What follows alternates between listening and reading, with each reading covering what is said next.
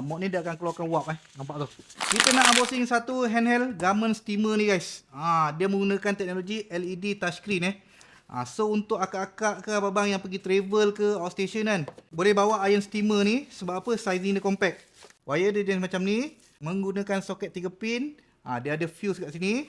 Dapat satu dia punya water tank ni untuk kita isi air, satu dia punya water cup, satu dia punya base ni untuk dia punya tapak ni, untuk korang stand kan dia punya air ni.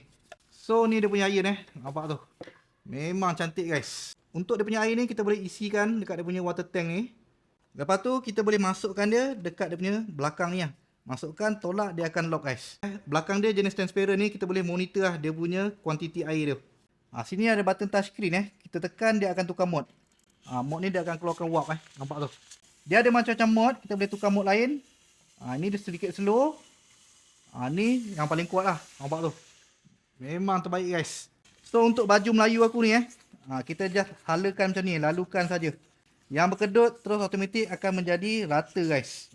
Memudahkan korang bekerja So baju-baju kerja korang kan, baju-baju akak-akak tu kan, bila tak nak pakai, kita boleh letak semula dekat dia punya base ni